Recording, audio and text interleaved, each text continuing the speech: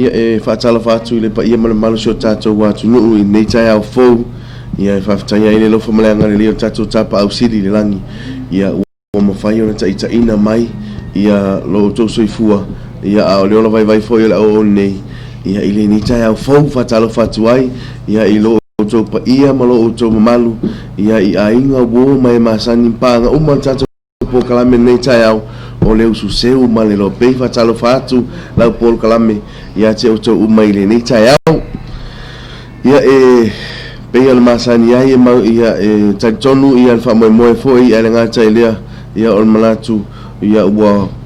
whamamae ona mori foi ia le vi inga mal whawhitai tapa usili le langi ia ona olona alofa mnanga lei ia wa tatu au dia maile ne yaso ia le ngata i lea o talo sangaina foi le nganga le atua ia whaatasi mo tatu ainga ia o whianga i foi mga luenga ne yaso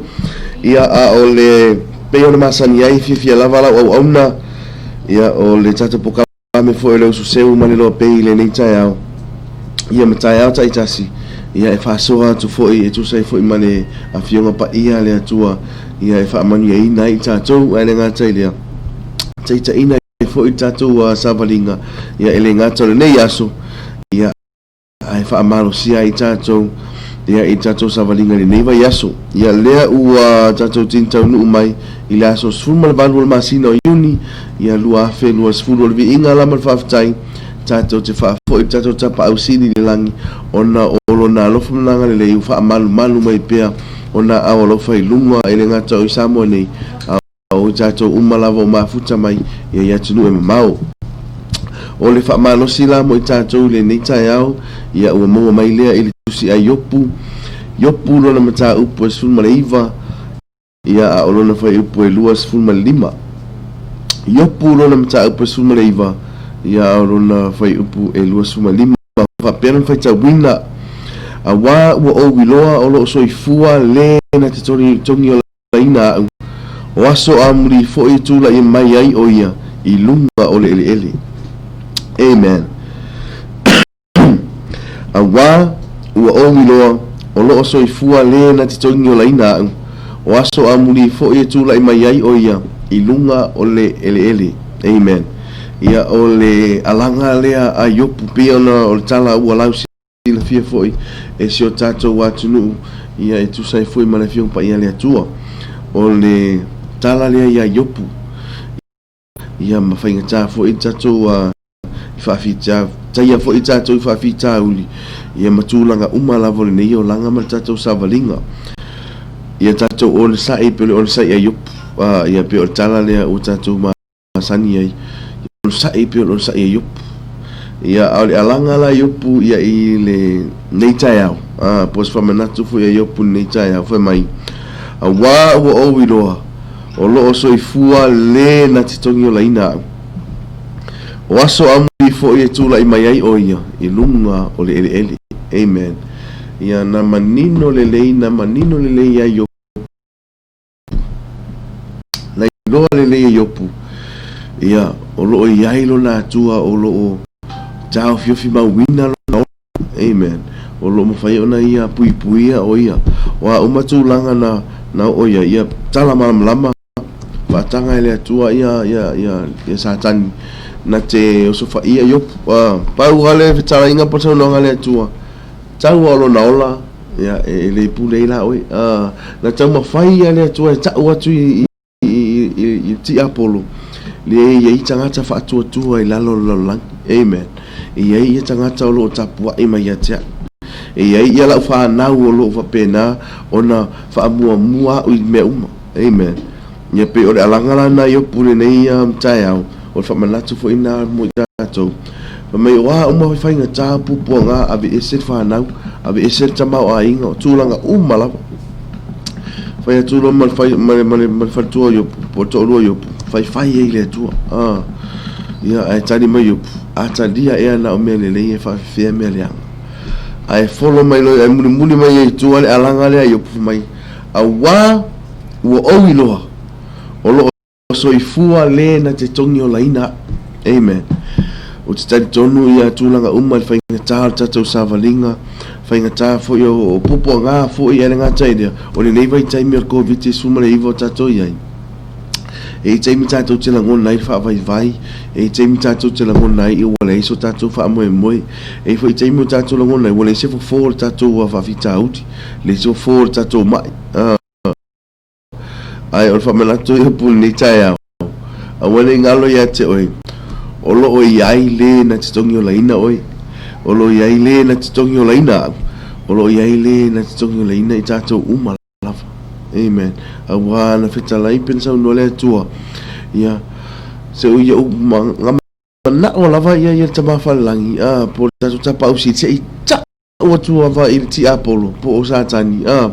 le ai o whaatua ala whanau ia tia amen ia le ala na tala malama o tala wala sirfia mo uma to inga au wala ese ia e wha ngā e le fili e tamu whai e le peti ia whaatua o yopu na tu maua yopu i lona whaatua ia o ia o lo ia i le na te tongi o laina o ia o uma to inga whawhita uli wa uma to inga pupo ngā ia te ia o lo ia i lona atua na te lawe ina o ia. Amen. Ia o te tautonu. Ia o le alanga fo ilia e te tau ona tātou alanga i leo langa mali nilo langi o tātou wolai. Ia e tau ona tātou i loa. Ia, there is someone who is holding us in his righteous right hand. Amen. Ia, pe ia ona au mai foi. Ia ila fiong pa ia lea tua. Mele fiong pa ia lea tua. Ia e loa o wa uolo wa tua. Aua te masamsalu wa uolo wa tua. Awa o te la vea ia te oe. O te uma wina oe. Ia ilo lima tamatau o le ami o tonu. Amen. Ia o saunoanga na tatu tapausili le langi. Saunoanga na tatu tamao le langi. E lema fai ona ia tu ulafo ina i tatou. Ia pio final whamanatu ne tai au. Ia whamei opu. Ia o tatou i loa. Ia o i loa foi. Ia o loa ia i le na te tongi o la ina. Wa umatu langa ese o papena ona ia te oi. Ia po le lava le seleni. Po le lava le tupe. Ia po le lusi o lau ngā luenga. Ia po le lusi o lau taavale. Po le lusi o lau fale. Ia po whawhita uli lau ainga. Whawhita uli lau pisinisi. Ia e iloa ma e mautinoa. O lo ia i le na te tongi o la ina i tātou. O lo ia i le na te lawe ina ia oe mau. Ia mai tūlanga umalava. Ia o tātou ia i le lau langi. Whamanuia mai le tua. Ia i tātou whaalongolongo. Ma le whaitawina fo i o langa whiana pa ia i nei tai au. Ia whapenantu mau pe ia te ia levi inga. Ia whapenantu. So ani fo i lona le mana o lona nganga. Ia whaamana malama atili. Ia i tātou umalava. O tātou whaalongolongo ai. Ia na whiong pa ia nei tai au. Ia pena o tu mau e pe levi inga. Fo i ia te ia a lea tai natu. Tātou pese. Whaamaulunga i pe levi inga o lea tua. Ia i nei tai au.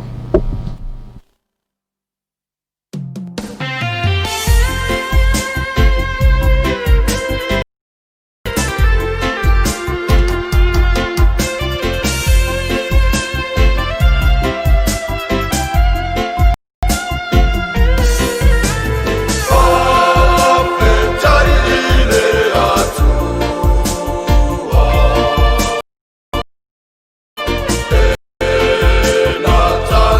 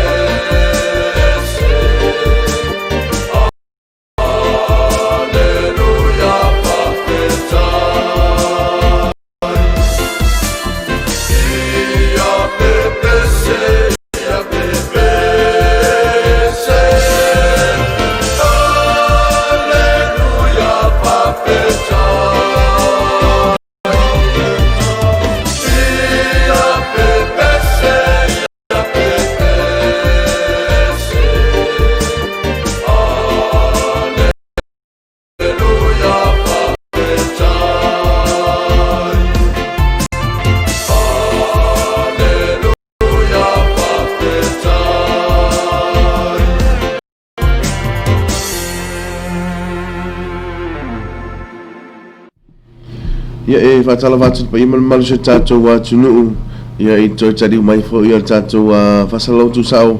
ia o tatou pokalame o le Usu Seu ma le Loabay nei tai au ia fatala fatu ai ia tatou pokalame i latou malava ia fa pena ona mau mai fo ia le fasalau mai le tatou ofisa a le Loabay i fa le lau niu nei ia i tawala tu tatou pokalame o le Usu Seu fatalo fatu i latou malava ua mafai ona mai mai nei tai au ia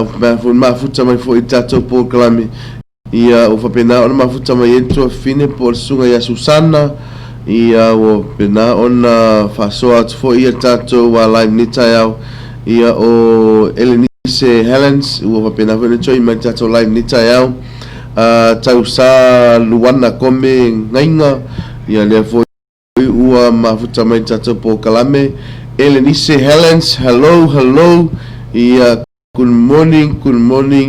ia malol soi fo la le malol soi fo maua ia i ni tai au fo ia fatalo fatu i la to malava ia le ngata idea ia o tatou wa wompa anga ua mafuta mai i ni tai au ia fatalo fatu ia Mark Hunt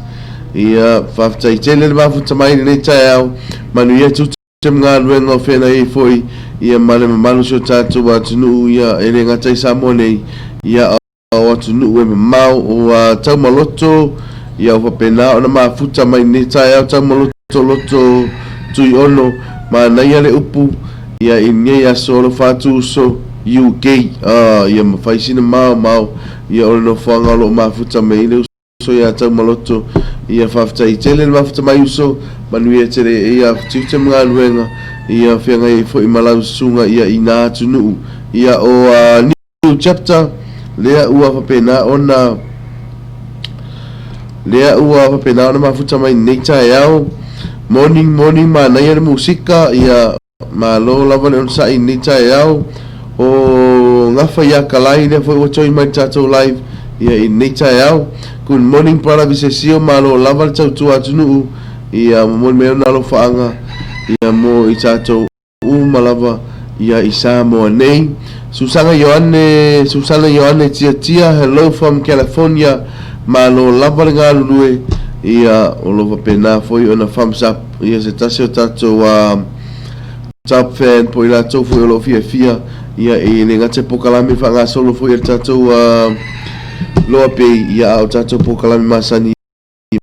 mai le tai au ia le ngate le uli mala fiafi ia fatalo fatu ia business company malava ia lo pena ona lang sua tai au ia o ila tau tumla o nanga ia le ngata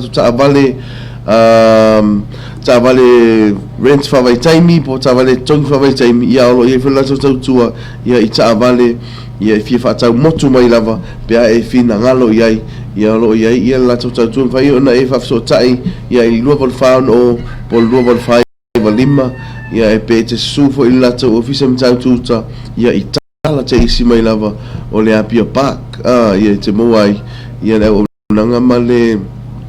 tau tua foi al Samoana ka rento ia le ngata ilea o tatou ako kupolo ile ako chemicals ia vena e moai so sto inga vai la au ile ngata o le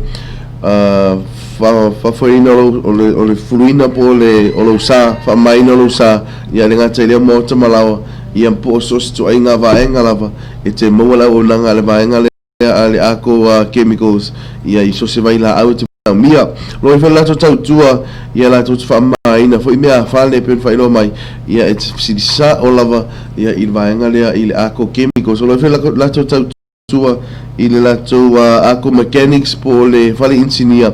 ia eu foto il la tu so soan ia pe fa pe o mo mia ia le fa le ia lo sa ia wa fe o inga foi lungo ala te vave o lo foi la tau tua ia ile nga senga le ia o mafa ese mo le pa ia o so tatou atulu ia fega solo ai fo i taulanga o lo i fale ainga le lau i lo fo i taulanga le manai e te afe ai ia o lo mau ai ia so sto ainga kuka ese ia e te afe ia wa ia lunch fo i o le uli ia po o nisi fo i tautanga ia moli mo to ofisa ia o taimi nei ia o fa mafuta mai foi ia le sunga ia familia anisi tau mo morning so i fua manuia i lau sunga ia malo lava le tau tua atunu i lau sunga manuia lo waso fa atasi mai te mawhalalangi ia fufuanga uma nei aso ai fia moli ato o lo faanga i si o tamapeleina ia taifu afa maa ba wala fa petua ngane mai fa nau masi o to lua o anisi ia mamato a inga uma lava i Samoa alo faanga lo moni mai ia i au kilani New Zealand ia o mafuta mai foi ia a kilis tupai ia i nei tai o tato po kalame malo so morning malo lava so i fua ia fa talo fa foi la po kalame ia i la sunga nei tai au fa tai tenen mafuta mai ia i le nei aso ai o ila to uma lava fe ngai matute mga luenga i nei tai au ia fa manuia le atua ia o te tari tonu o fa pena o mafuta mai to tele o tato i fale fenga luenga ia ai se vanga na i tato o lo nafa mali tau tua ina o a tato ainga ia po le faiva lea o le tau si ainga ia fa atalo fa tula po kalame ia te o to uma lava i nei tai au ia o tato ave tavale ia ave taxi ave pasi i lungo ala tele vave ia fautoina ia omi fa malo vai fa malo vai ia stau nu usanga le muele ngata la sunga ia o soifua no malo le atunu lo fa pena na ita wa veina ia o le tai au ia le atu inatu stato musika ia e fa ke i merka au o ke tali tonu Samoa ia o sulu mana ia le matole la le tau Samoa taimi nek ia o tali tonu la ia o lo fa pena fo inisio atunu o lo mafuta mai e pa ia mana marso tato atunu se vanga na ini usida ma Australia mi se vai America o matua i malu lu lava ia per tulanga le ia malo on sai malo fo ile tau atai ia o la singa uma nei aso fatasi le ri moto manu ia tele tute mga luenga nei aso ia al tato pese nei o lo fatuai la to uma mafuta mai nei tai au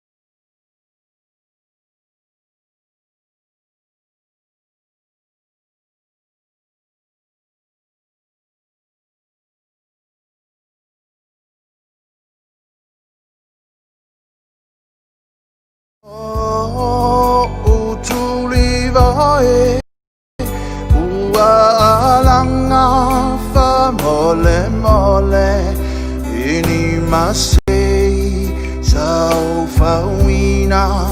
ua ave ale mama ila ia pau mai o uleanga ia ita o lau fa ai unga e pule o e na wafionga o ole a le whaingata teu te fia teu teu i lo tava lo uanganga whamawalalo tu sabe o tele mangalo honi o so toy ia fai ia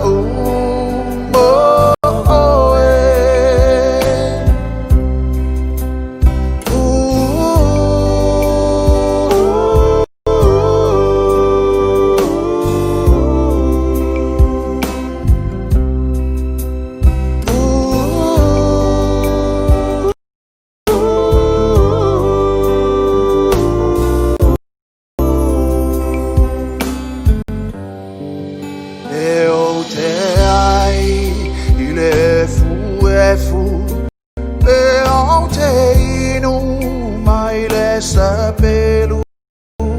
Beo te no fo ile asa U te talia ino uanganga E pai au mau au auna O se bolonga molau fionga O te talia male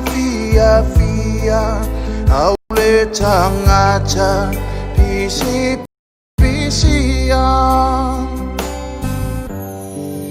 e o te ai I le fu pe o te inu mai le sapelu pe o te nofo I le asa o te talia ino uanganga e fai au mau au auna o se bolonga molau fionga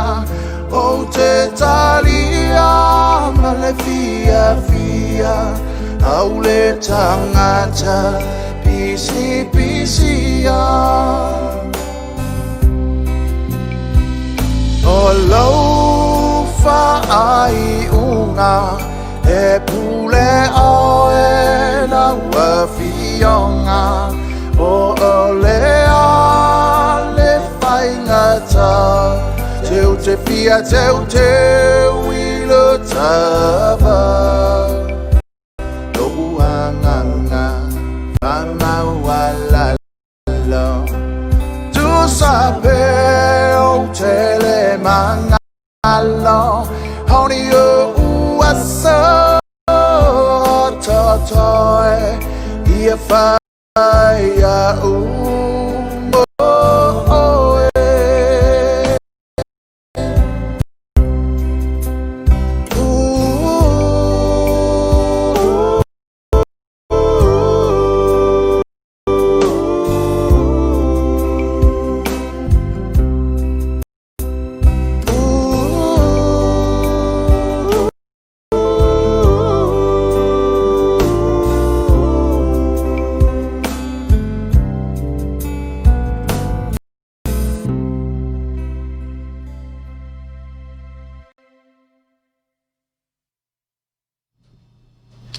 Ya fatala fatu le pai mal su tato tunu tu tali mai foi tato fa sala longa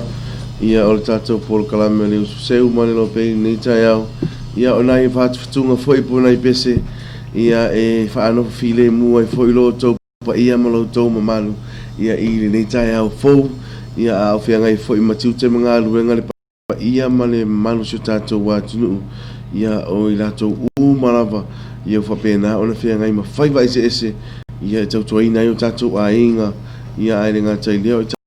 o sio tatou watunu whatalo whatu fo ia i matua tausi ia i ta mama tina matutua ia alo whaia le whaiva o whepo ia po tap wai foi ia awa alo whaiva sio tatou watunu i ti iu te mga luenga ia iona vaenga mono tūlanga ese ia whianga iai whatalo whatu fo ia tatou a inga ia tunu i mamau ia ele ngata o i New Zealand, Australia, Amerika ia ma so se vaenga lava po so se tafa lava le nei lalolangi po le ke lope ia e maua mai whasalaunga ia aha lauloa pei ia ma le Usu Seu i nei tai au ia lea ua whapenao ana mafuta mai fo inisio tatou a inga ma uo i dunga o tatou Paul Kalame meni i tei mori o whau mui whatalo whatu i lau tau whau ta uru maa lor tau tua ma leo au nai fo isio tatou wa tunu whamania le li ia i whiau mga ruenga nei aso ka place Kalameli i tei nono tau ese and nifo from Christchurch, New Zealand ia whatalo whatu ia i lato uma mafuta mai i Christchurch, New Zealand ia renga te leona i o antisia ia ma ngai o to whawhine ia lo mafuta mai ia i New Zealand alofa maia moli nguso nice song ia lo pena ona fia mai ia le so ia lo fai tu se foi mfatfatunga ia pespesenga foi ia fia ina le malo le atunu pele leo le langona se malulu i le malai o musika malo lava mafuta tu i Melbourne, Australia ia fatalo fatula po Kalame i lau sunga ni tai au ia o meli i tei mori o whamui o lo mori mena whaanga mo i tātou o lo Samoa nei ia aere ngata i lea Masha Micho, lovely, just so lovely ia matua fia Masha ia i nei tai au ele ia i tātou musika foi i upa pēnā o tu inatu o Fale ulu Junior le lua o the second ia lea ua join mai i tātou Paul Kalame nei tai au whaftai telen mafuta mai whaftai foi ia le whai pēa ia o le fia foi mafuta mai ia ala tau tuamala o nanga laulo pei ia tau latu lana Paul Kalame le Usu Seu ma le lo pei ia i tai au tai tasi ia morsi le fia le tātou tunu ia tūlanga umalo ia Samoa nei ia wale ana fuafua ia tala ia tātou fuafua le whiunga le palemia mal kapeneta ai le ngata i le palemene atoa ia tala noa ina ia wo o tala noa hoi ia mo le tala ina le tātou pora ia mo New Zealand tūlanga ia ona o le puipuinga ma le afia i fo i so tātou atu tunu fai lava sina lai titi ia o sio tātou watunu o te tonu au ia o le taimi ia e ofi mai roa ia whaama i lea i tonu sio tātou watunu e ala mai lea i lātou o lo whapena o le whamalanga le ngata o lunga o le ea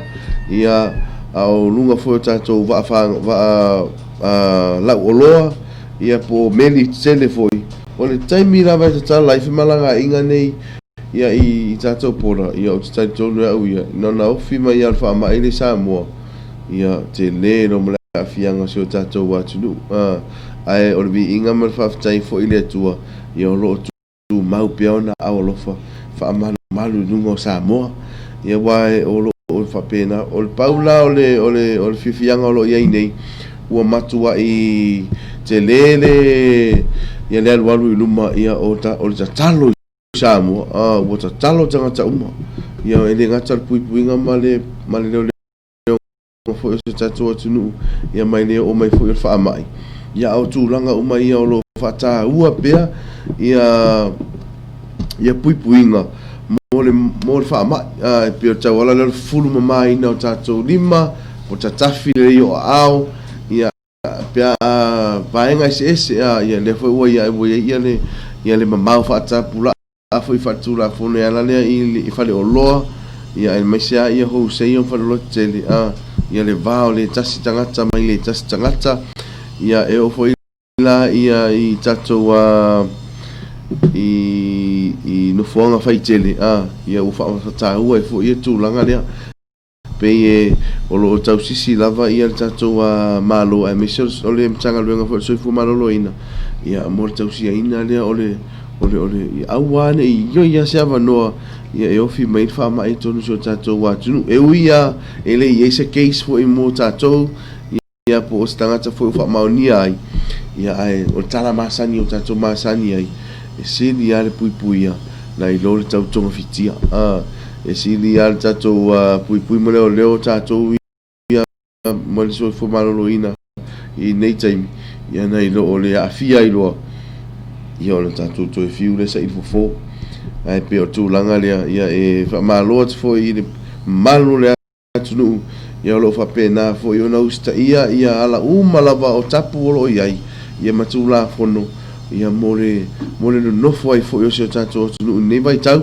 ia o tatonu la New Zealand ia wai le to fa moni mai stala fo mai le mai New Zealand po le mea la ato e po tūlanga le ato e me i lunga i le level 2 po le tūlanga iai ia ai awone ngalo ia te oi ia tatou tala mai Samoa ia ole afa pena ona fonga ina foi e le uso ia J po Junior ia e tawala tu le tatou po kalami le lava singa le uli ia awone i misi ia te oi te fa fonga mai ai ia ma e sila fia foi mea o lo tutupu i Samoa nei ia matala foi o nisi mea o lo tutupu ia i nu atua oi po atu nu atua oi ia mai tatou ia fa tala fatu ia to fatu mo ana solia lea ua mafuta mai i ni taiao aso tofi manuia i tatou Loabay ia ai mai se lau sunga o lo fia ngai malpo kalame nei aso lo fatu taimi nei o lo tau o lo fau le va le kangaka ia pe afia la ku Samoa se malo lava to fatu ia ke ro o le va fia malanga mai se uso ia to fatu ia o se ponga ia le ai tapuni piata to pora po malai va le ia le ala pe sa o lo la to fatu fa u lo va le ka ia e sa o Samoa pe afia sa Samoa ia va malo atu i la sunga fa tsai ma fa mai nita ia fa manu foi le tu ai por kalame fu fanga o moni aso ia fianga i fo ina tunu ia ai me se o tatou coronavirus ia fa tete lava ini ite i o to ia fia se tasi ia ile fa mai o coronavirus me se ila to lo New Zealand ia le fa ua tal sanga mai ia tatou fa mai te lo fa susu enga fo ima nai fo mai ia fa mo ia tau sisi umai tula fono matulanga uma ina ia toi a fia mai se tasi ia ma toi fatele ina i fo ina ia o le ngalu nga manu mero ila toi a fia fa ia o familia a nisi tau ma o e talofa tarifa ia o paunga o le message lo mo mai nei ia e tu sai fo i ma le patalo fa familia anista ma oi Anastasia la wina you pedito filo ma lol so fu neta ya lo fa anga mai Australia fa ftai ma fta mai fa ftai telefoi ia fa ngaina foi la unanga ma tau tua la wa Loabay e tau la tu tata po kalame o le Usu Seu ma le Loabay ia e modi mai ia yo lo fa anga ia na yo ainga o Samoa nei ia ele ngata ilea o lola sala Iva ia kopo good morning ia lo fa talo fa mai foi ia i tiu te mga luenga ia fe ngai foi ni tai au o Rastaman ia ta lo fa lava to la to fa ta ulu ma lo ta tua ia lo malingi wanga fa manu yanga ne tunu lo fa ila sunga ia fa tai tele lava usul ma fa mai ia mal fa ngai na foi ta to aulanga ia o te tari tonu ia matani o lo lango ina fo e tatou por kalami fai so ia ai le ngata ilea o le tu mai fo le latou tau au e lango suai fo ia i tau fainga ia mal puiri ia tu yo tau pa ia mo tau manu ia tu langa malava e ala i fasala ngala Loabay ia lo ia tatou maunga fo lau ia o lo pena ona ia latou tau tua lea e tau ala lea il fangu vai po spring water ia o le aisa o mama o fa mai ona fa mamaina ia mo so se tu ainga sauninga ia por fa ngaina fo tatou fale ia malelato wa tautua le ala le ngasi seina le o fonga tau mafale atunu ia whaina e afe ia ilo tupa tu ina tu fo ia lato o na ia o nanga ia mo pa ia malo le atunu ia e tali tonu ato mai na uva se ilonga e te afe ia ona e tali tonu lea ia i le ma eu fo io le o nanga o lo fa pena ona fo ina mai ia el tato wa maunga fo lau ia mo pa ia malo so tato wa tunu o le tato wa laterano ia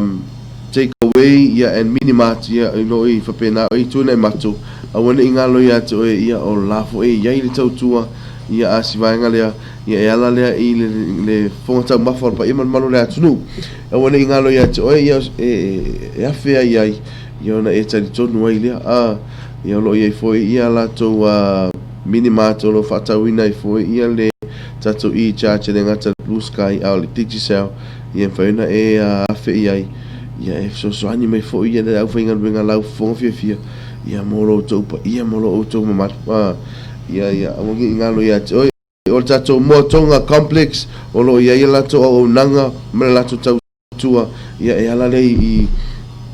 kako furnitures po me a fale ia o matua angata ia e fasa wina I fo ila se leni ia pe e ia fe ia ila fiunga le ni pule ia malpa ia lau fainga luenga ia o lo tautua ina le mano le atu o mani ngalo fo ia te oi ia o lo fai ona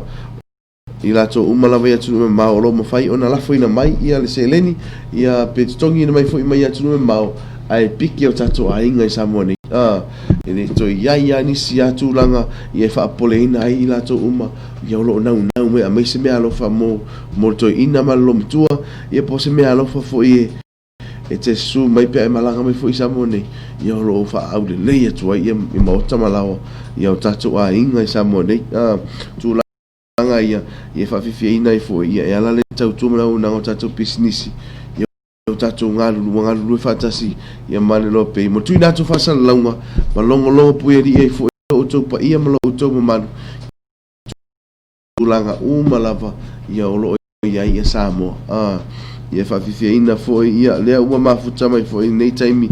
ia ma moli mai lo faanga ia o le sunga ia Achilles tupai ele leile tua fa maoni le tua I Samoa manu malava alo fatu mo uso iso se ia ele mai le message ia au te iloa so se vaenga lava nei la langi ia lo muni mero faanga Achilles tupai ia mo I tato malava ia Samoa malava ia lo mafuta mai so stafa lava nei la langi ia ai ole ato e tuinato tato malolonga tuinato tato musika lea ia e fafifi ina e foi lo uto pa ia malo uto manu ia I tiute mga luenga le nei tai au ila to uma mafuta mai fafenga luenga ia malo le ngalue malo le on sai ia vai e awani lava ka ko taxi le feo ai lunga ala tele vave ia ai awani ingi taxi feo ai to no tato office fafenga luenga ia tu langa na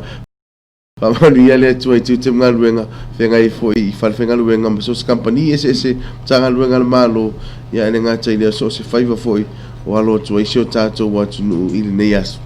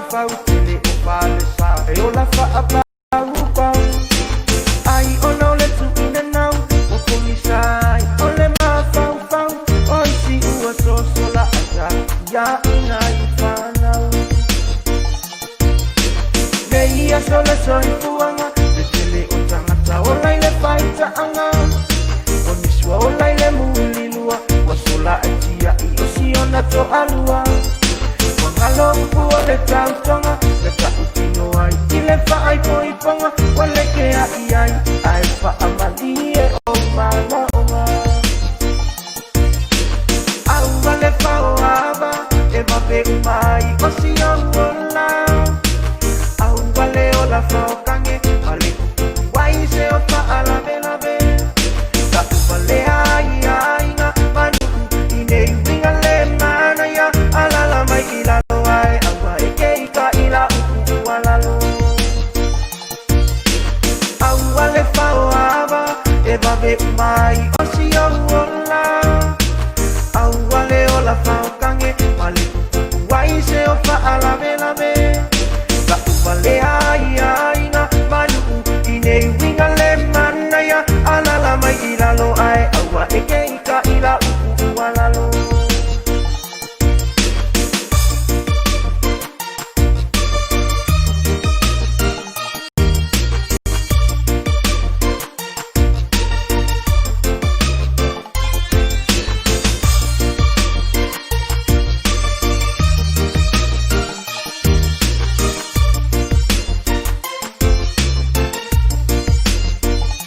kelele swinga waya samoa kama itengi kuyoi kama loloa aofinge malo o makukua kuetia lai la afuli ilelua oisi ualekea o oia lava o se paiava e o ingo o kangela kele kukumama inga kele kusikisilima o oso uola fia mama Omea ono iloka kusi osi omanga aolenga fo ila vai ke iloa ai ke musu oe ke kautala male pa ai iloa te i kautuai kamea makanga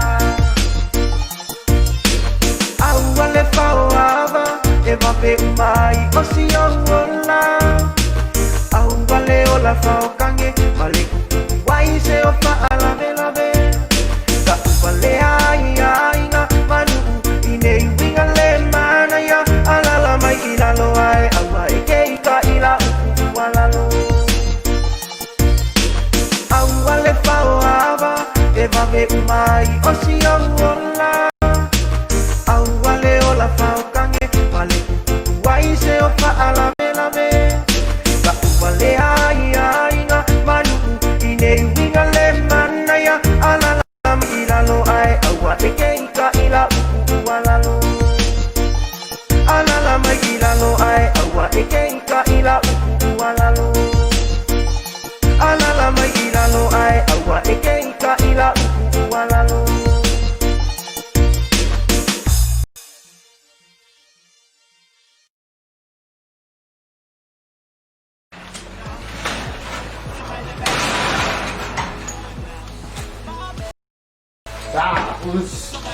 Wow. 685. Let's go. Born for the music. I've been riding for my house. Bang bang bang bang. Bang bang bang bang. I've been riding for my Usu, my Usu, my Usu, my Usu, my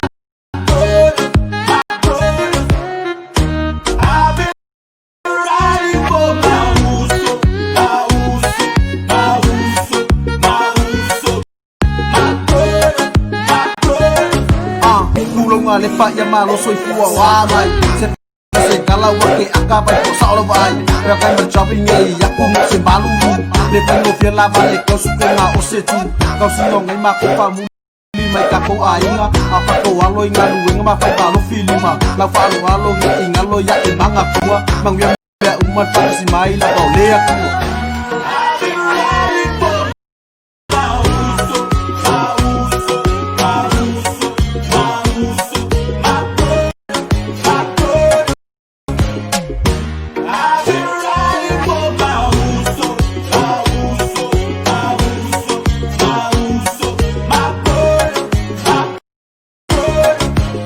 Peka ko mafoko in amaka ngorngeyo lama defengo fi awasa sa fa pa kuo kama ni fa peka ko ika o se apa kasi aso se fai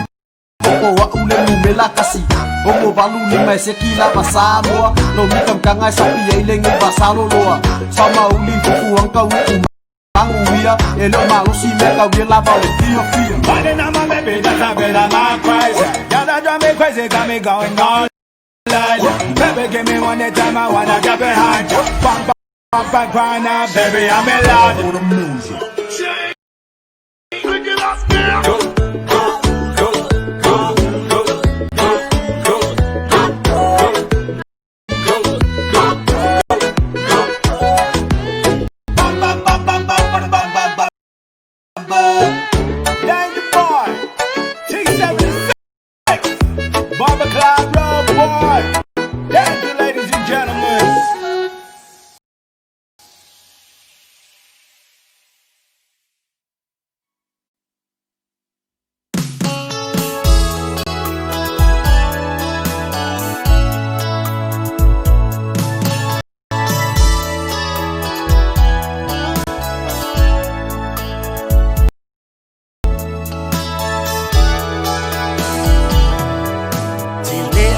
Ta e pea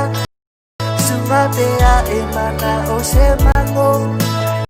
Tele au ngata e kolile Iwa mando Ila uta sami Te ango fie e litumane e tausi e so ngase Be fafa o e ilo ubatua Manaya Tafa o nga o leva matua Tawile awala ngadwe Aole itatafa oata Tawia masalu ati Natao ifafanga oa upua Aina basi o matanga Aulama e mafana ile mafutanga Mabingo faisa So ole fale ko bitita ape Uatagi alisi Lele aina lele iole soonu Epai gokie ai Ona fai silo oku Ayala na pele mole suwe mambao Esilia letua oi ileta fa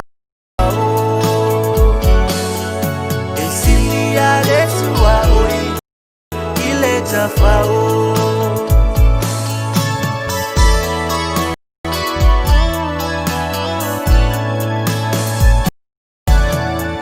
Tile tu fesili ila usonga ile pare ole toni liu Tele popole i e ngalala Te inu fo i e fiu Te sali se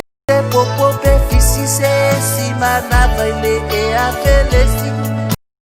Tau ulima fata simba oe la pene Ya eta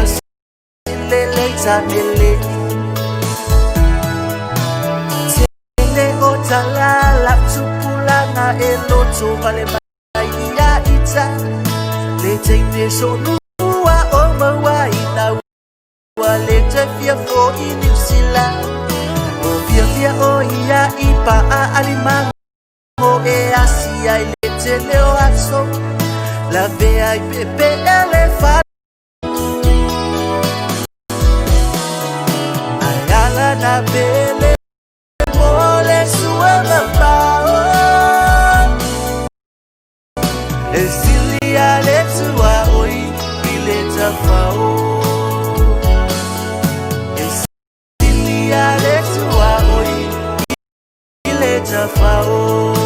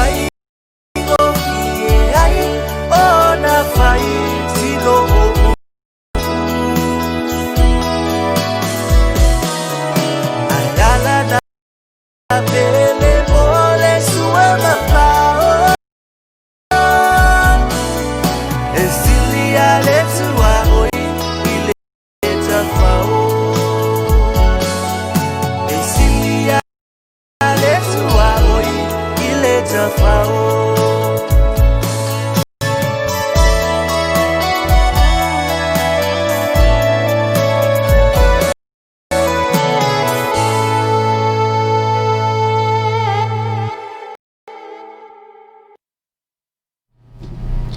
ia e faafetaitele ia i le paia malemalo se tatou atunuu pena ona mafuta mai luga le tatou pol kalame ia o le Usu Seu ma le Loabay nei taeao ia e tatou te faitau tau fai faatalofa foʻi ia iaiga ma ua ia ua faapena ona mafuta mai ia nisi foi o pesepesega ia ma faatafatuga foʻi ia mo le faafiafiaina o loo outou paia ma loo outou mamalu ia aoalai foʻi agai atu ai foʻi i tiu te magaluega o lenei aso ia paul tulaga o loo talia foʻi e paia malemalo sio tatou atunuu ia e peia ona malia ai foʻi ma tāua ai foʻi ia i taeao mua pe ona mavae atu nei ia sonanafi ia manisi foʻi o taimi o le tatou pokalame le Usu Seu ma le Loabay lea o loo faapena ona faatasi mai ai le fioga le tamaitaʻi pule ia hana po le director foʻi o le tatou Loabay ia e faamalamalama nisi o tulaga foʻi mo le nofosilafia foʻi e le paia malemalo sio tatou atunuu pe o tulaga ia e lagona ia le fiafia ia o loo maua mai pea le avanoa ia tatou te faasoa ai foʻi ia i nisi foʻi o vaega ua maeʻa ona faatatitia mai ia i fesoasoani foʻi ana malo ia e fesoasoani leia i tatou uma e mase lava i latou sa faapena ona afia galuega ia o pisinisi ma tulaga uma lava ona o le covid-19 ma le iva pe ona i tatou iai foi nei taimi o lockdown pe o tulaga ia o lo faapena ona talia e le mamalu se o tatou atunuu le foi uma maitala ia mai New Zealand ia o loo iai foi nisi o faamanuiaga e ona maua foi e le mamalu o mamalu ma paia se o tatou atunuu ia mai latou uma lava o mau i New Zealand ae o Samoa lava ia pe o tulaga na ia ua e foi tofa i le fioga le tamaitaʻi pule faavanoaina mai ia se taimi foʻi i taeao ia e tuina atu ai foʻi le faasoa manuia ia ma le mamalu se o tatou atunuu ia faapena ona malamalama ia tulaga uma ia e mese lava ia i faamanuiaga foʻi ia ua tapena mo le mamalu se o tatou atunuu ua afia ona o le covid-19 ma le iva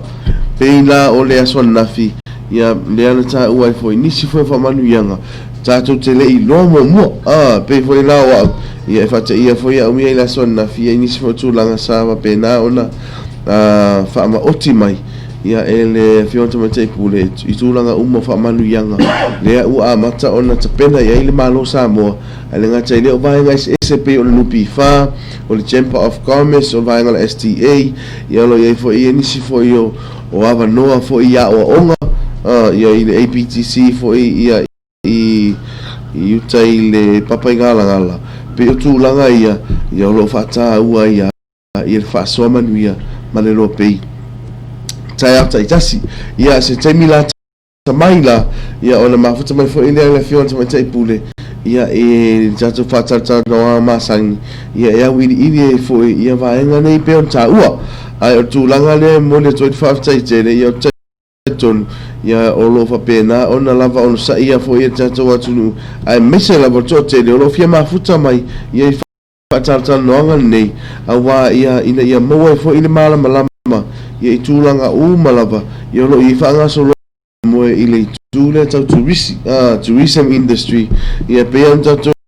iloa o le vaega tonu lava lea o loo patino ai po o loo mamafa ai foʻi ia le tupe maua se o tatou atunuu pea o tulaga la lea ia o loo faatāua ai foʻi ia le faatalataloga ma le fioga tamaitaʻi pule ae aua nei misi iā te oe ia i tatou uma lava ia le mamalu se o tatou atunuu o fia malamalama foʻi nisi o vaega aua leʻi galo ia te oe ia tatou faatalataloga ia o le staimi ia ona o mai lea o le fioga tamaitaʻi pule ia ma tatou talataloga ma faasoa ai foʻi ia e le gata e manuia ai oe ia manuia ai ma tatou atunuu ia i tulaga uma ia o le covid-19 ma le iva ia au lenei taimi ia e tuituina atu ia nisi o tatou pesepesega fianga I fia I fo ia lo tau pa ia malo o tau mamalo ia ato I taliu mai ia o na mawale o tatu fa tatanoanga ma le fionga tamai tai pule ia I le tai au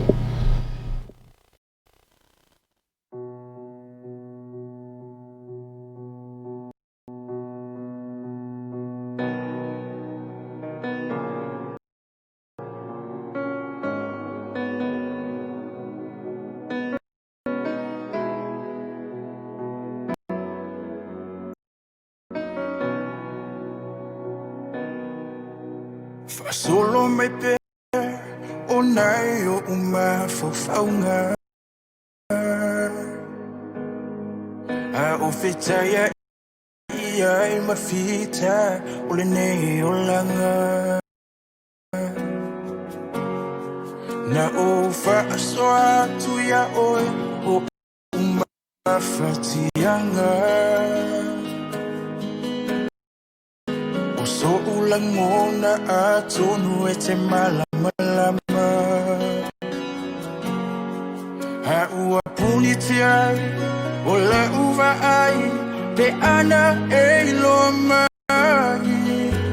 o la utala mai le amatanga o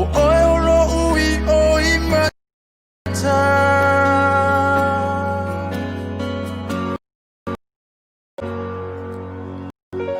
Hana o iloa ina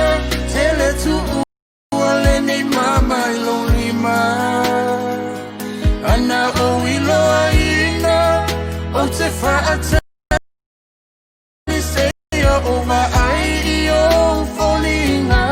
ma I wepe ano toe lai titi sei o whaia ina tele loa le whaapo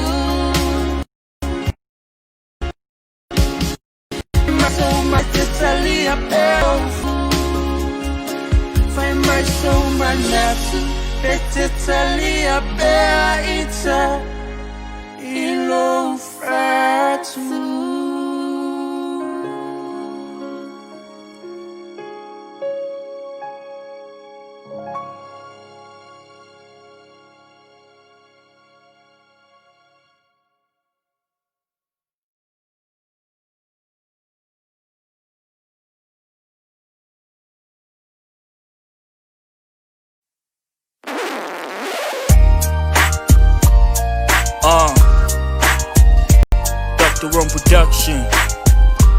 It's your boy Cheesy. Se fe au kua kukuplanga. Kayoso, ongal lima, ongal fa. Samoa mo Samoa. Yeah. Sa o mixing o fuanga ele se bebesi uso hafia fianga singo fuanga e momo o ye le kele o kangaka awale e se kaminga o le aka e falo mai foi la ia se o como fai e fa makala winga mala ka ke wia inga ia ka sa waklengo fuanga fe mai yo le keke e ku le fili sa nomle anga sala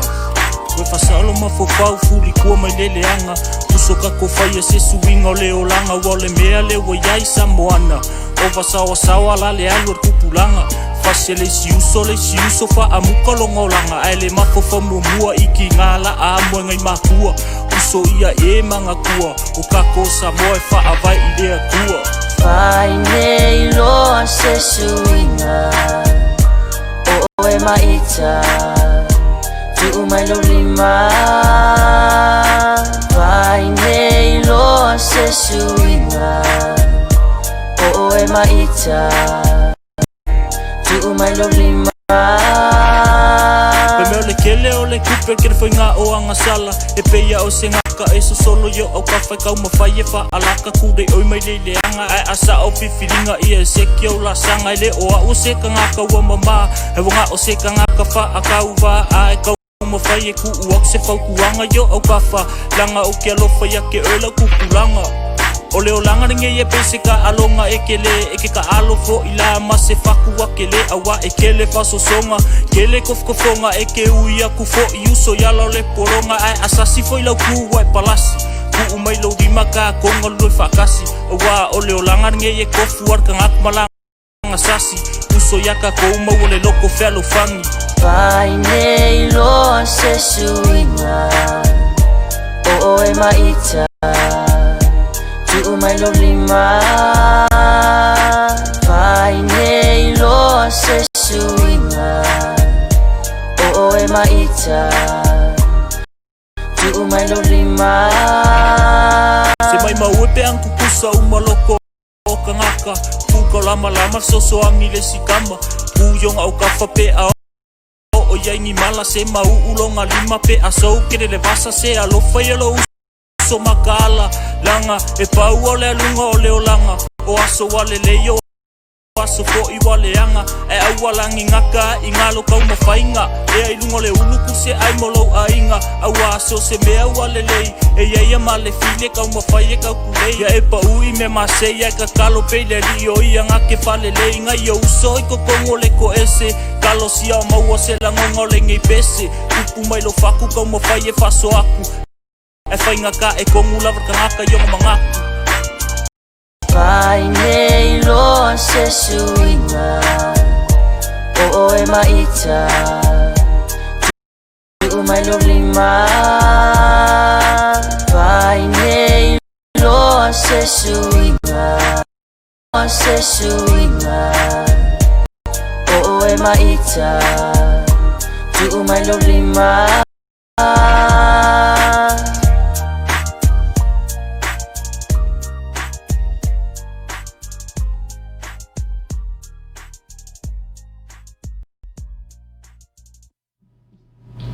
Ia e whatala whatutua tari mai whai tātou Port Kalame o le Usu Seu ma le Loabay I le tai au ia e whasalau tu sao tu nātu mai whalelau niu nei ia I le ofisau tu o tātou o Loabay I Samoa nei ia loo mamoli atua ia tātou whasalau tu sao ia mo le pa ia mamatu tātou atu o loo papa au ia mau ia tunu e mau aere ngata ia o Samoa nei whatalo whatu ia I rato malawa mafi mai I le tai au ia I le tātou Port Kalame ia o te fia whaino atu ia lea o mama futa fo I le tai au ia malea fionga fo I tamai tai pule ia po le director o le tātou Loabay ia I le tai au le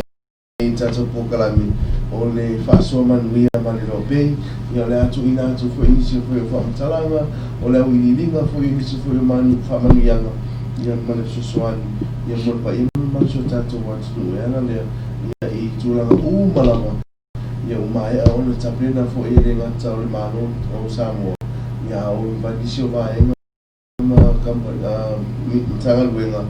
ia o rato fo ina mai rato tautu ena lea I le whalautele fo I manuia o I rato umana afia ia le ngata o ngā luenga ia tama ainga ia opisini foi ona ko bitis foi ia malo soifua ia soifua na nei soifua mo fa ila ufionga le tama tai pule ia tato mafuta ni tai au ia si ora fatalofa malo lava le foil nei tai au au taulu ia le ngata fo ilia moli atu le fa malo ia mal fatalofa malanga fa alo le pa ia mal malu lasi si o tato tino tel tono lo fa peona mawalunga le alofa malanga le o le tua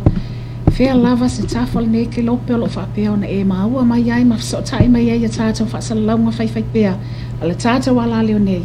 ia fatalofa tu malanga fa alo ia ai te tono ona o lo o tam fai tuli tamo e lava le tai dia le palan el nei tai au ia pei fo iona fa tasi mai ai i si ui o polkalame ale afion al tofai au ta ulu po le sunga fa ia vise ia ia wa lava le longo pui ali ina o si tata tunu o ala le tata fa soa manuia ma le Loabay mo le silafia se ele pa ia mal lau te lo si tata tunu o tulanga uma pe ona fa soa tuai ia le neiva engo le tata polkalame ale Usu Seu ma le Loabay le tu ina tuai ia update se ala le ile fa so man mia le Loabay ia o tulanga o lo fa pea ona wa maea ona fa ai loa mai ia ma fonga ina mai foi ele malo e ala isitasi o tawa fianga le pale mene le asa fa ai loa mai ai le vai ngalona lua o le fa mama avenga po le stimulus package lea o lo o fa matu ina mai el malo lana sosoani ia awa lava ia ona tangata no o Samoa lo fa peona lala manopia ia i Samoa nei ia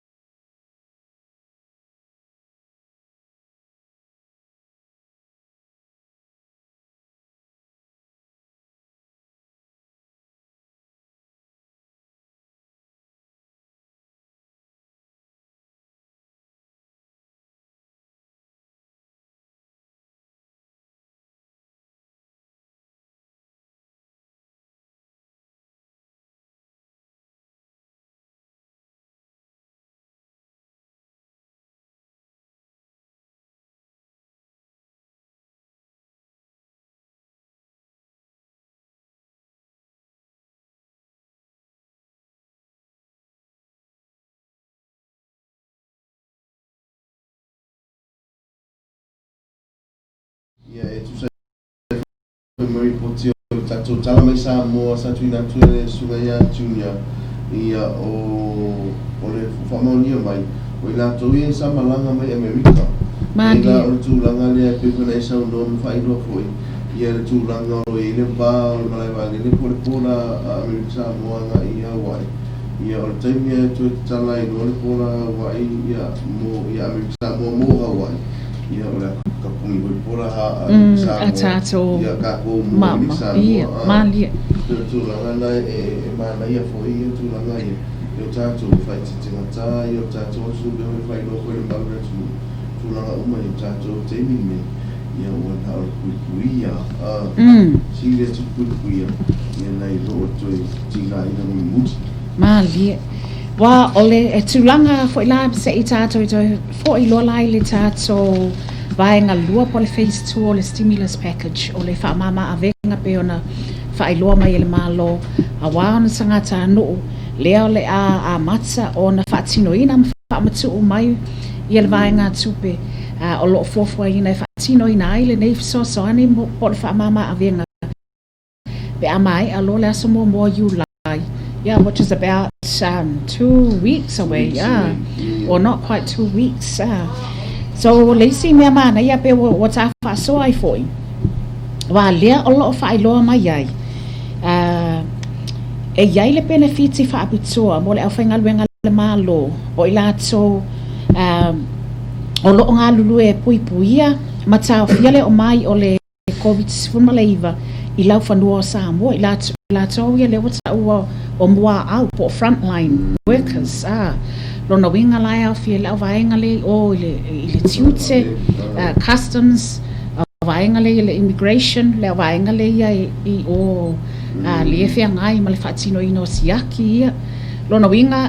e mai tau watu e au fia i fo i ma fo mai tau sima ia lea o le a fatino ina ia siaki ia pe a tau no o mai la tau i le malai va lele o tele o loa i lo fa manino mai tulanga lea a vise tau luli nei e le pepa lo o fa mtalanga lo tuina mai i le o fa manino ina mai pe o a fia i ma leo ai ia te wa ia o tonu wa leo lo ta wa mai ai o tangata whaingaluenga o le au whaingaluenga le malo ia wa man tua fo i wa mafuona ona iai le afsili i lo mafo fau ona lena na au mai tala pe ona tuina mai New Zealand lea afia ai o nisi alii matamai ta i malo le malo easy cases o le COVID na o atu e fo ale na ia fatino le tulanga o le whainga o restrictions ia le na whai le time le lockdown ia afia mai malatou ma pesia mai malatou le COVID-19 maleiva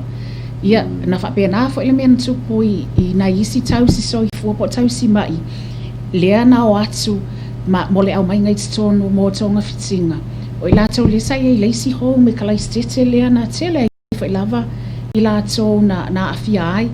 mai se ai fo i peto rua i peto tolu i latou na mali liu mai ai i le tulanga lava na itas lona winga tal tonu mai talo sia fo o le na o le afa biona afia ai manai ali i matamaita i malu o le malo ia i le tulanga le whaamanuianga le poli benefiti le o le afa amatu mai mo i lato frontline workers o lo ngā lue pui pui am tau fiele o mai o le COVID-19 maleiva ia ai le ngata lai le nā le isi mea maana ia lava lea mo i lato fa i lava o lo o whaia ia le tulanga whaatinoina pisinisi la iti whailoa mai ai o le afa o popo ina masina o le rent free so o tutongia le rent anai tangata whai pisinisi po le lisi anai tangata whai pisinisi o no lea la kava i lalo so soani lea se ia o atu lava ia au kuso pe a whailina o lo whaatino ina lato pisinisi po o lato poloka o lo whaatino whaatawa ia lato o loa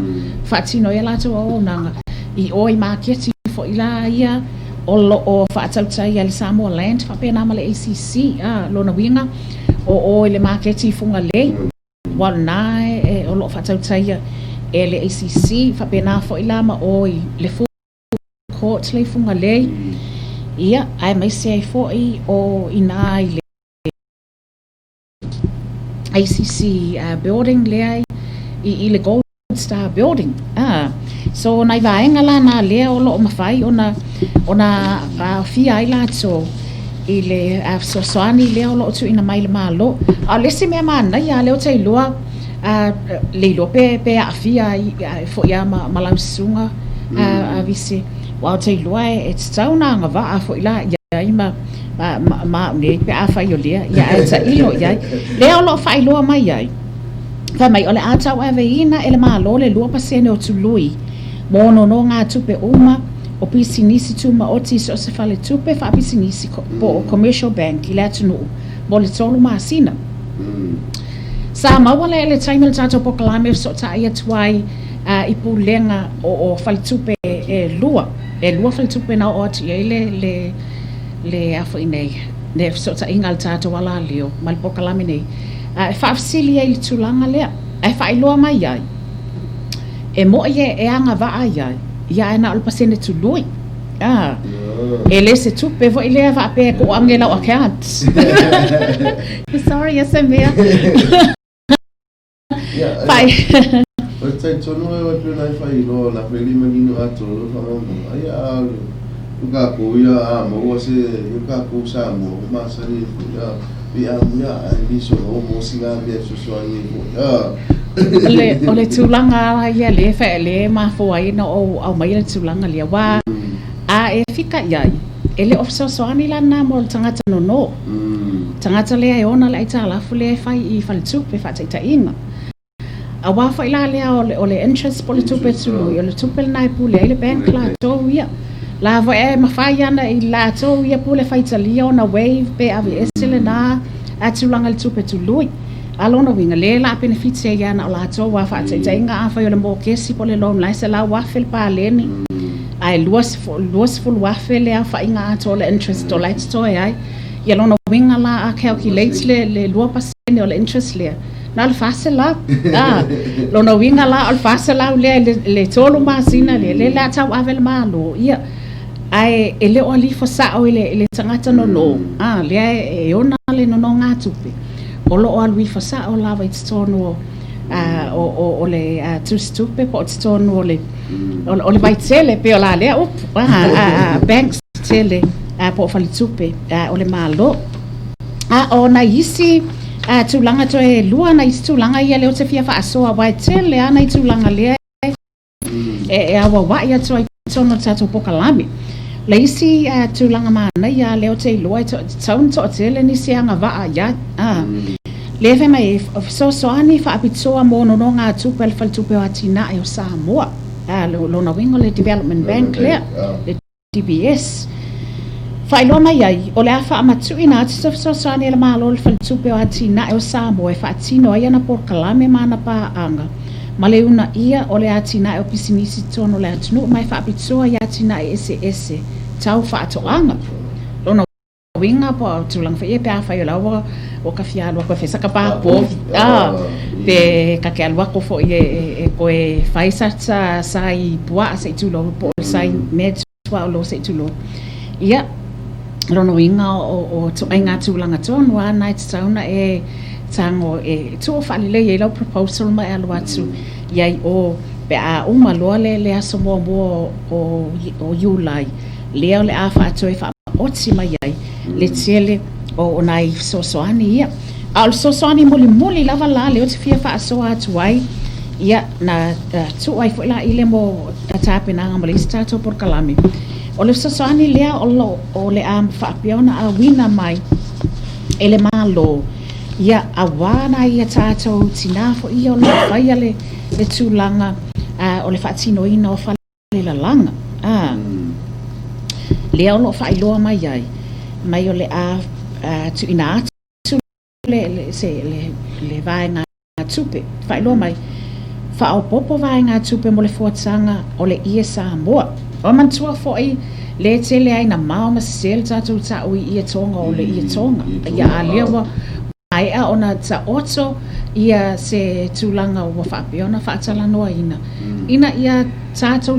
mawhai wha ale le atina e hina o le ngana pe o masangi a ka kore ka o le ia konga. But really o le mele o tato wawa ai atu i ai, o le ia Samoa. Na wa le la langa ina, ma whawhai le ina, it's tono Samoa nei. Na la o lo o yaile tūlanga na pei lava o le masina o Iulai, e po o au kusa i tausanga uma lava nai masani ona whaatino ai le whaalele ngā pepe. I tai i lo mawhale o le malo, o lo whailoa mai ai, tasi le miliona tā la lea o le a whaopopo, i le vai ngā tupe mo le fuatanga o le ia Samoa. A mata atu le nei tausanga, o lo ave pia le whaata o le malo i da tinai. Le nei a tinama tama i tai. Mo le langa ina whaalelei, ma le mata ngofi o le i o le malo, lea la o le atu ina atu ai, le isi vai ngā tupe lea, tasi le miliona tala, o ka se tele o le tūlanga. Lona winga a tonu o lea le vai ngā tupe le a whaapeona whaasafua, mo le whainga o prices, mo o tau i fo ai mo i la tau lea la o mai i le tau vanga lea, o le whaalele ngā pepe o le nei tau sang. Mā nai a tele, le nei tūlanga. Ia peo nei sau noe fo i whaamui. Os tūlanga le au i tau e fo i ia whale la langa i a fio anga ese. Mā lia. So e la langa mai a ia tatu a mea sina. Ia po le ia Samoa o le awo masani fo tatu o tunu. Ia tonga. Ia lea mo toi whata ua me fo i tatu maru. Lea fo i ua mai le ia le lato paketi fo ia whaisite leo lea tupi. Ia la ko. Ia la. Ia o le ia la langa i Samoa. Whaatata la fonga ai o titi mo maupule tira la maulia o le tanga I fo ia le tatu maru. Inisi fo o sosoani api.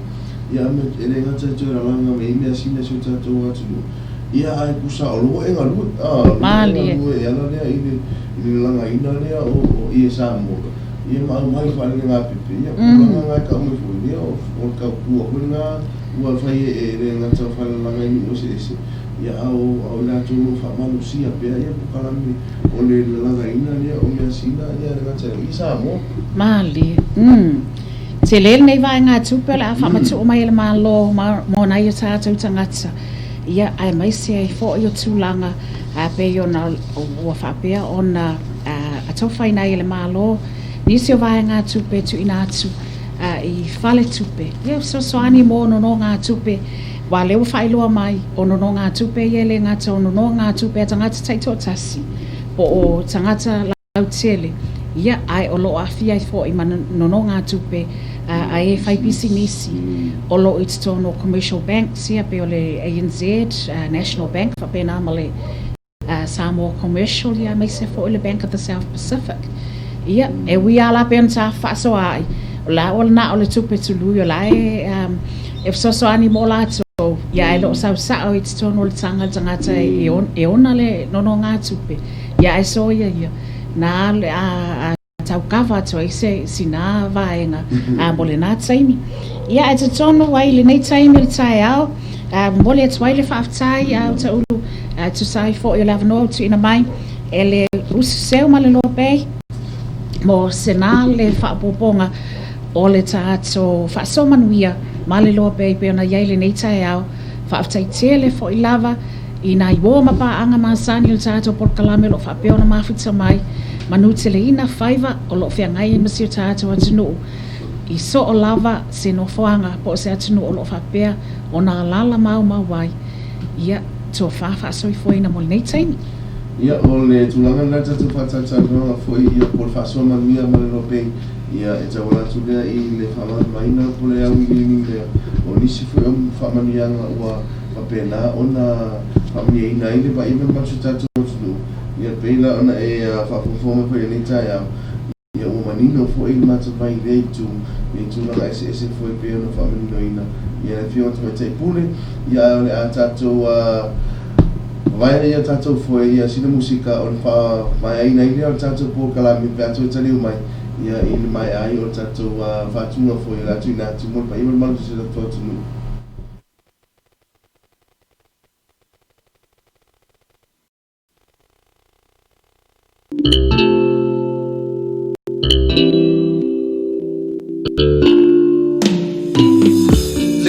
lang ay whaingata E taimi e langona e o tinga O te langona ina lo mafatia Ai le mawhai o na o tau abeina O te upo o i o nei lima Mafusi mau o ia ita Te ngā olo o e langona ina O te amo ina O te amo ina O te amo ina O te amo ina O te amo ina La upele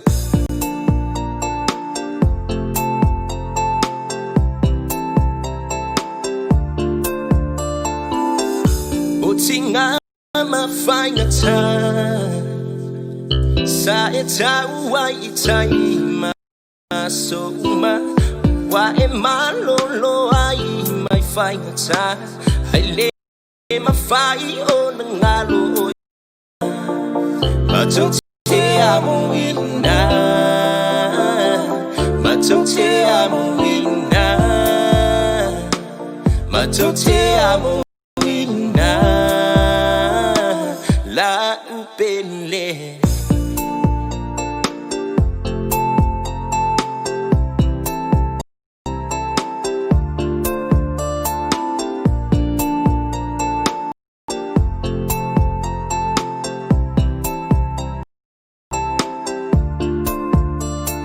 Susi na ole nei pese Langi mo ole pele Tusi ai o manatu Mo ole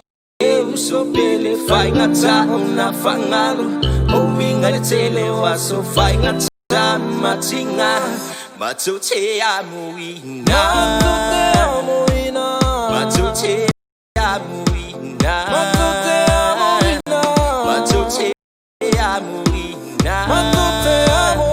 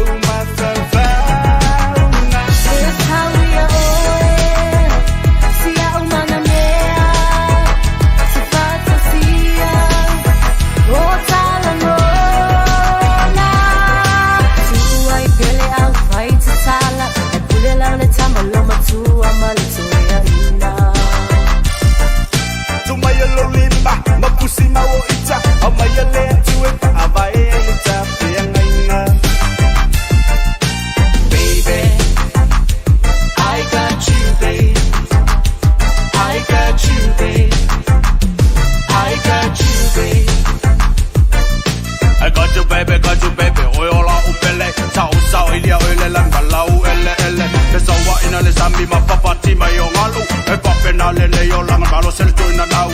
au ke se eki ai sia nga aka aka ai ngalo ai a o nga yo nga baka pa alaka e le ole au le me ka ole nge yo langa pa ai se ka se lo pe o malo ai nga pitin bale a to e mawai lo sa lo tonga wa e poto le tau tai ai se na na tu yapa I got you baby now o lava your man king and you only want to love baby I got you babe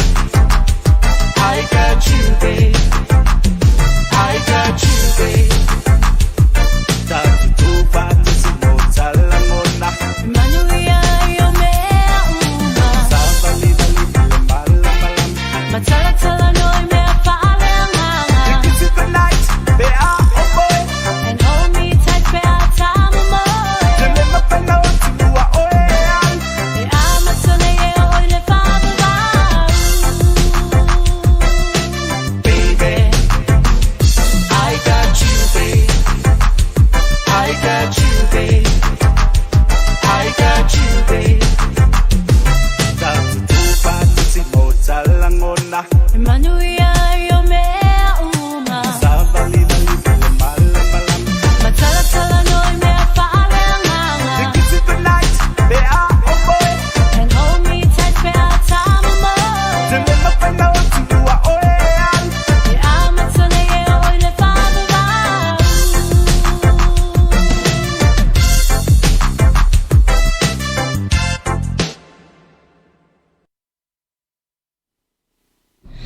Ia e whatala watu le toi tali mai tātou Paul Kalame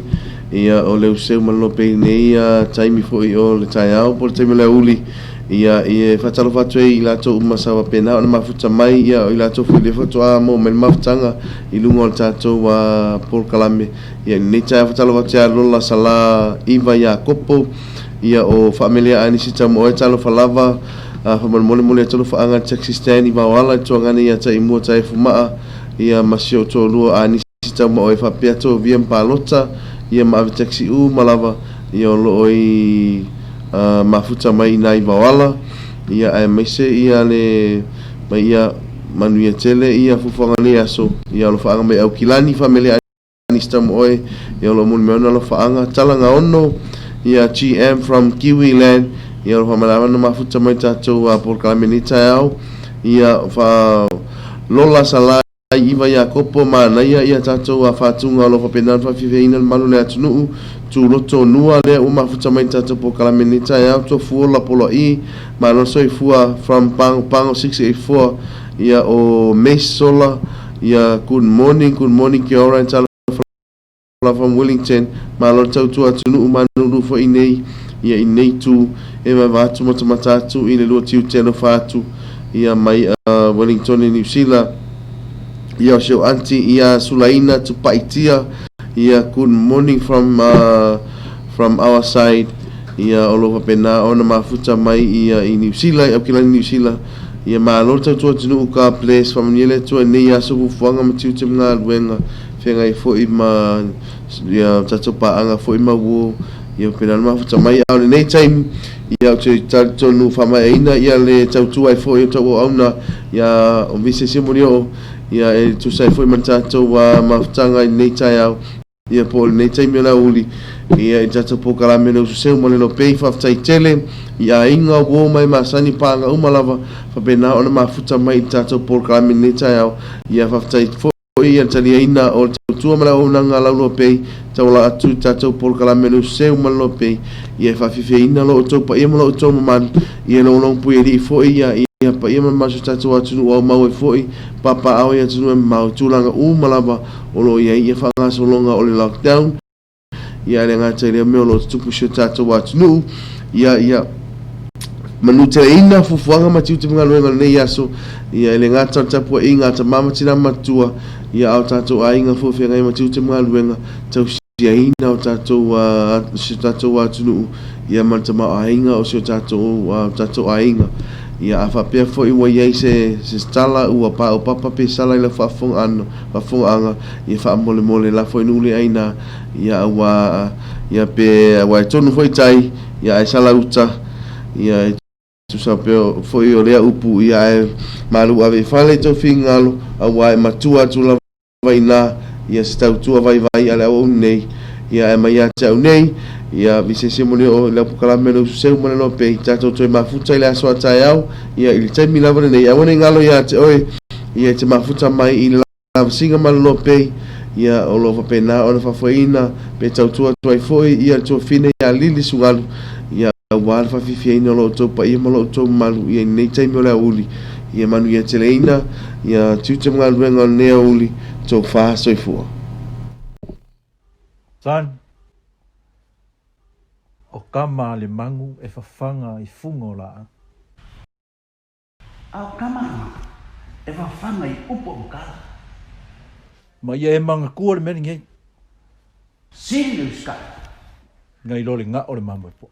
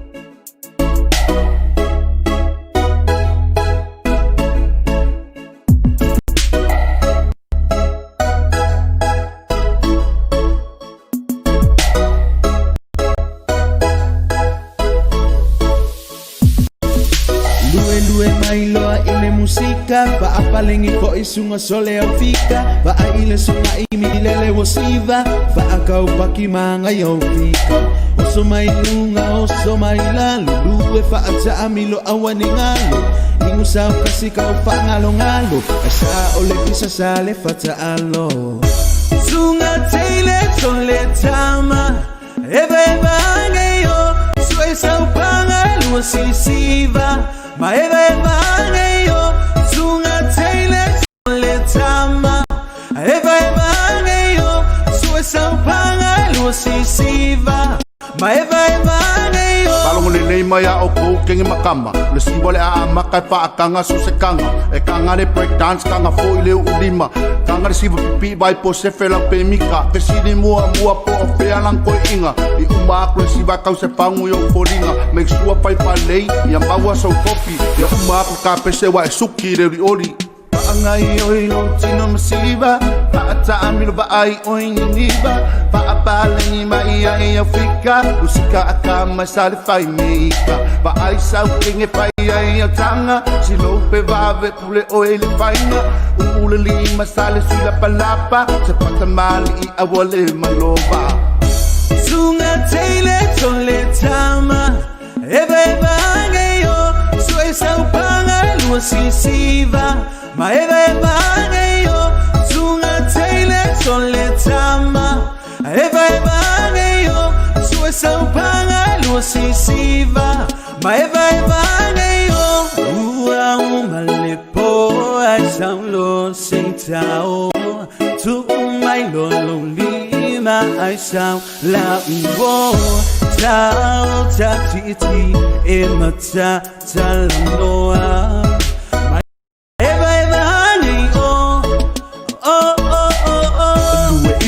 Vale lue ile kama ka Rastaman ki lunga mai le face Pa Afrika we lau lue ile beats mga ya Rastaman records say hey. Everybody put your glasses up and move that body now drop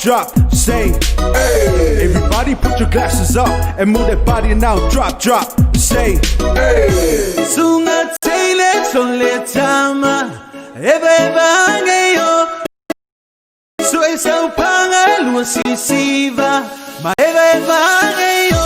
Sunga teile tole tama Ebe bangeyo Sue sao panga lua sisiva Maebe bangeyo Sunga teile tole tama Ebe bangeyo